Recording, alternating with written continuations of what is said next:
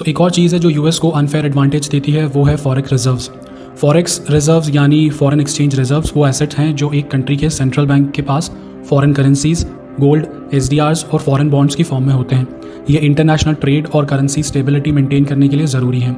और जैसा कि हमने पहले देखा, majority international trade US dollars में होता है, चाहे वो ऑयल खरीदना हो या फिर कोई और ट्रेड करना हो। सो बाकी सारी कंट्रीज़ अपना majority forex reserve US dollar में मेंटेन करती हैं। सो इंटरनेशनल ट्रेड के अलावा फॉरेक्स रिजर्व्स का यूज़ किया जाता है currency stabilisation, debt servicing, boosting investor confidence, crisis management और एक्सचेंज रेट मैनेजमेंट। अब मान लो किसी कंट्री के पास $100 बिलियन का फॉरेक्स रिजर्व है और उसे सिर्फ $30 बिलियन ट्रेड के लिए चाहिए। सो जो बचा हुआ पैसा है या जो बचे हुए यूएस डॉलर्स हैं वो ट्रेजरी बॉन्ड में इन्वेस्ट करते हैं। एग्जाम्पल, जापान के पास $1.3 ट्रिलियन का फॉरेक्स रिजर्व है। चाइना का फॉरेक्स रिजर्व लगभग $3.26 ट्रिलियन है। सो इन रिजर्व्स में फॉरेन करेंसीज भी हैं, कुछ गोल्ड भी है, कुछ मार्केटेबल सिक्योरिटीज़ हैं जैसे कि यूएस ट्रेजरी बॉन्ड्स, ये सब कुछ इंक्लूड है। अब ये जो फॉरेक्स रिजर्व है यूएस को एक अनफेयर एडवांटेज देता है।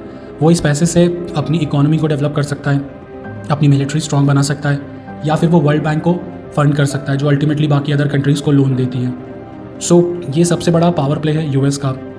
अब ऑन दी अदर हैंड, अगर कोई कंट्री कुछ ऐसा एक्शन करती है जो यूएस को पसंद नहीं आता है तो यूएस उनका फॉरेक्स रिजर्व जो है उसको फ्रीज कर सकता है।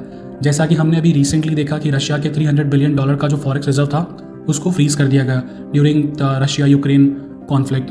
वेनेजुएला के स्टेट ऑइंड ऑयल कंपनी पर सैंक्शन लगा दिए गए थे इन पास्ट। सो इसी तरह यूएस अपनी करेंसी और इकोनॉमिक पावर के जरिए दुनिया में अपना कंट्रोल बनाए रखता है।